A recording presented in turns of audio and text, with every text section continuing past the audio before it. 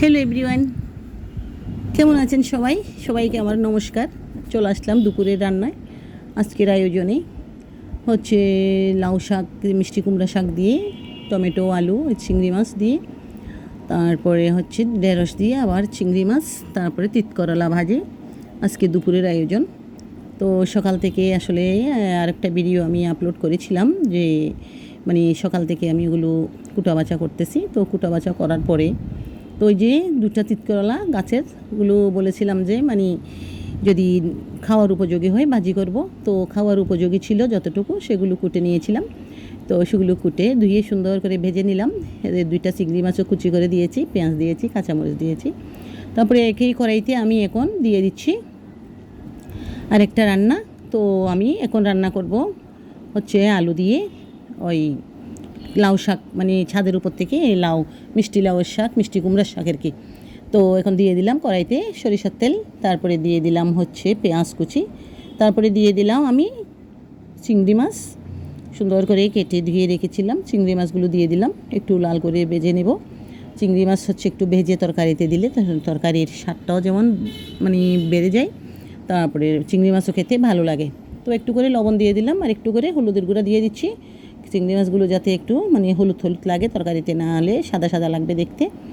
তো একসাথেই আমি ভেজে নিচ্ছি। তো একসাথে ভেজে নেওয়ার পরে আমি এখানে একটু করে আদা দিয়ে দেব। আদাটাও একটু তেলের সাথে ভেজে নেব। তো আমি তেলের মধ্যে একটু করে আদা দিয়ে দিলাম। আদাটাও একটু নেড়ে ছেড়ে ভেজে তারপরে দিয়ে দেব মরিচ গুঁড়া, হলুদ গুঁড়া, ধনিয়া গুঁড়া, জিরার গুঁড়া, মানে যা যা দেওয়ার যাবতীয় মশলা তা দিয়ে দিচ্ছি। ওগুলো আমি একটু পানি দিয়ে ভিজিয়ে রেখেছিলাম, দিয়ে দিলাম এগুলো। এগুলো একটু কষিয়ে নেব। এই যে কষিয়ে নেওয়া প্রায় হয়ে যাচ্ছে। দিয়ে দিলাম এক মুঠো শিমের বিচি।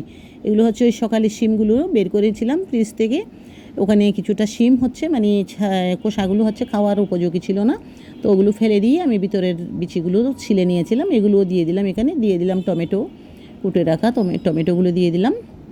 তো আজকে কিন্তু এগুলো আমার গাছের টমেটো না, এগুলো কিনা টমেটো। তো দিয়ে দিলাম আলুগুলো আগে থেকে সিদ্ধ করে আমি ছিলে, মানে আলুগুলো মেয়ে ছিলে দিয়েছিল। ছিলে আমি এদিকে কাজ করতে করতে ওকে বলছিলাম যে মানে আলুগুলো একটু ছিলে দাও, তো ও ছিলে সুন্দর করে রেখেছে। আমি একটু হাতে চাপ দিয়ে ভেঙে নিয়েছি, ওগুলো দিয়ে দিলাম। এখন দিয়ে দেব আমি এখানে ওই যে কুটে ধুয়ে রাখা লাউ শাক। ওখানে হচ্ছে আবার লাউ শাকের সাথে আরও একটু দুই একটা অন্য রকমের শাক আছে। ওইখানে বাগানের মধ্যে দুই একটা লাল শাক ছিল, দুটা পালং শাক ছিল, তারপরে কয়েকটা পুঁইশ পাতা ছিল। ওগুলোও তুলে নিয়ে ফেলেছি কারণ ওগুলো নষ্ট হয়ে যাবে। কয়েকটা কুমড়ো ফুল ছিল, মিষ্টি কুমড়ার। তো সবগুলো এখন সুন্দর করে মশলা, আলু, টমেটোর সাথে একদম উল্টায় পাল্টায় সুন্দর করে আমি হচ্ছে এগুলো একটু কষিয়ে নেব, মানে যাতে এই শাকগুলো একটু নরম হয়ে যায়। কারণ মিষ্টি কুমড়া শাক করে পাতাগুলো হচ্ছে একটু কাটা কাটা টাইপসের, ওগুলোকে একটু তেলের মধ্যে সুন্দর করে কষিয়ে নিলে খাওয়ার সময় একদম মোলায়েম, অনেক টেস্টি লাগে। তো এই যে দেখেন আমি সুন্দর করে উল্টায় পাল্টায় এগুলো কষিয়ে নিলাম। কষিয়ে নেওয়ার পরে এইভাবে কষাতে কষাতে মানে তরকারি প্রায় আমার হয়ে যাবে। তেমন জল দেব না, একটু করে মরিচের বাটিটা ধুয়ে একটু করে জল দিব। মানে এখানে তো সিদ্ধ হওয়ার মতো কিছু নেই। এই বিচিগুলোও হচ্ছে কাঁচা সিমের বিচি, তেমন সময় লাগবে না। ওগুলো মজাতে মানে এই তরকারিগুলো কষাতে কষাতে হয়ে যাবে। তো আমি দিয়ে দিলাম একটু করে লবণ, কারণ এই সময় চিংড়ি মাছেও আমি একটু করে লবণ দিয়েছিলাম। জানি না আজকে কোনো বেশি হয় কি না লবণ, কারণ আমি তরকারি রান্না করার সময় হচ্ছে মুখে দিয়ে দেখি না, এগুলো আমার অভ্যাস নেই। ছোটোবেলা থেকেই আন্দাজ করে দিয়ে দিতাম যতটুকু হয়। কোনো দিন অবশ্য খারাপ মানে কম পড়ে নাই। মাঝে মধ্যে একটু মানে ভুলে একদম, যেমন ওই দিন একটা শুটকির তরকারি রান্না করে ফেলেছিলাম একদম লবণ ছাড়া, সেটাও বুঝতেই পারছেন। মুখে যদি দিয়ে দেখতাম তাহলে হয়তো এই ভুলটা হতো না। আমার অভ্যাস নেই। আমার বাবা বলতো মানে যে আমরা তরকারি মুখে দিয়ে দেখাটা আমাদের ইয়াতে নেই, তো দিই না। যাক, আমার তরকারি হয়ে গেছে। হয়ে যাওয়ার পরে এগুলো নামিয়ে নিলাম। আমি হচ্ছে আবার আরেকটা তরকারি দেখছি তুলে দিলাম। এটা তো একটু সরিষার তেল দিয়ে দিলাম। এখন রান্না করব চিংড়ি মাছ দিয়ে ঢেঁড়সগুলো রান্না করে নেব। তো আমি তেলের মধ্যে চিংড়ি মাছগুলো আগে দিয়ে দিচ্ছি। আসলে চিংড়ি মাছগুলো হচ্ছে একটু বড় বড় ছিল, তাই আমি এটা মানে 2 টুকরো করে দিয়েছি সুবিধার জন্য। এগুলো হচ্ছে ভালো করে ভাজা যাবে, আর হচ্ছে মানে তরকারির নুন লবণ মরিচও ইয়ে হবে। আর হচ্ছে ঢেঁড়স, তো ঢেঁড়সের মধ্যে ঢেঁড়সের টুকরা হচ্ছে ছোটো। এই ছোটো টুকরার সাথে যদি এত বড় বড় চিংড়ি মাছ দেওয়া হয় তেমন একটা দেখতে আমার ভালো লাগে না। তাই হচ্ছে আমি এগুলো ওটার সাথে সুন্দরের ব্যালেন্স করার জন্য চিংড়ি মাছগুলো 2 টুকরো করে দিয়েছি। চিংড়ি মাছগুলো আসলে বড়ই ছিল। তো এখন দিয়ে দিলাম পেঁয়াজ, চিংড়ি মাছগুলো একটু করে লবণ আর হলুদ দিয়ে ভেজে নিলাম। তো এখানে পেঁয়াজও দিয়ে দিচ্ছি, পেঁয়াজগুলো একসাথে একটু নরম করে নেব। দিয়ে দিলাম একটু করে আদা, কারণ আদাটা একটু তেলের মধ্যে যদি কষিয়ে না নিই তাহলে একটু মানে বেশি ঝাল, মানে একদম ঝাঁস ঝাঁস হয় তরকারিটা। তাই আমি সবসময় চিন্তা করি যে মানে যাতে আদাটা তেলের মধ্যে কষিয়ে নিই।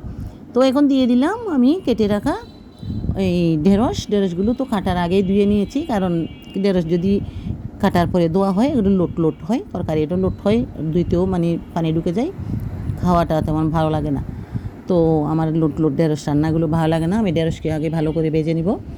সবগুলো আমি তেলের মধ্যে ভেজে নিলাম। ভেজে আমি এখানে এই ধনিয়ার গুঁড়ি, মরিচের গুঁড়ি, জিরার গুঁড়ি, হলুদের গুঁড়ি একসাথে দিয়ে দিলাম, একটু করে পানি দিলাম, না কারণ ওগুলো শুকনো আর ঢেঁড়সও তেমন পানি নেই, তাই একটু করে পানি দিয়ে আমি কষিয়ে নিলাম। তো আরও একটু পানি দেব, একটু পানি দিয়ে আর একটু ভালো করে কষিয়ে নেব। এই কষাতেই মানে ভাজতে তরকারিটা হয়ে যাবে। আসলে এটাতে আর তেমন কোনো প্যারা নেই। তো এখানে যা মশলা দেওয়ার দিয়ে দিয়েছি, এই বেশ আর দেবো না পানি, এখানে আর পানি দেওয়ার কোনো প্রয়োজন নেই। এভাবেই ভাজা করে রান্না করব। একটু করে লবণ দিয়ে দিলাম, লবণ আমি একটু ওই সময়ও দিয়েছিলাম এই চিংড়ি মাছ ভাজার সময় একটু লবণ হলুদ দিলে ভালো। তো এভাবেই দিলাম, দেখতেই পাচ্ছেন একদম তেল ছেড়ে আসছে, মানে একদম ঘামাকা মরিচ মশলা একদম ঢেঁড়সের গায়ে লেগে থাকবে। এগুলো হচ্ছে গরম ভাতের সাথে একদম খেতে মানে এত যে টেস্টি। তো এখন দিয়ে দিলাম, তরকারি হয়ে গেছে তো আমার। এখন দিয়ে দিলাম কুচি করে রাখা ধনিয়া পাতাগুলো দেওয়ার পরে আমি তরকারি নামিয়ে নেব। আমার তরকারি রান্না করা শেষ। তো আজকের এটাই ছিল আমার দুপুরের আয়োজন। আসলে মানে বন্ধের দিন, আসলে পারতেছিও না, অনেক কষ্ট করে কুটা বাছা করে, মানে কোমরের প্রচণ্ড ব্যথা। কালকে ডাক্তারের কাছে গিয়েছিলাম, অনেক রকমের মেডিসিন দিয়েছে, অনেক রকমের টেস্ট দিয়েছে। তো টেস্টগুলো এখনও করা হয়নি, মেডিসিন এনেছি, খেয়েছি, রাত্রেও সকালেও খেলাম না ব্রেকফাস্ট করে। তো ধন্যবাদ বন্ধুরা আমার এতক্ষণ আমার ভিডিওটা দেখার জন্য, আমার সাথে থাকার জন্য অনেক ধন্যবাদ। দেখতেই পাচ্ছেন আমার ঢেঁড়সের তরকারিটা কীরকম হয়েছে। আমার তরকারি রান্না দেখাচ্ছি আপনাদেরকে। এটা হচ্ছে ঢেঁড়স চিংড়ি মাছ, তারপরে আর এটা হচ্ছে আমার ওই যে এই আলু দিয়ে টমেটো দিয়ে শাক রান্না করেছিলাম, মিষ্টি কুমড়ো শাক, ওগুলো। তো আর হচ্ছে ভাত, আমরা আমাদের জন্য মানে ভাত রান্না করেছি।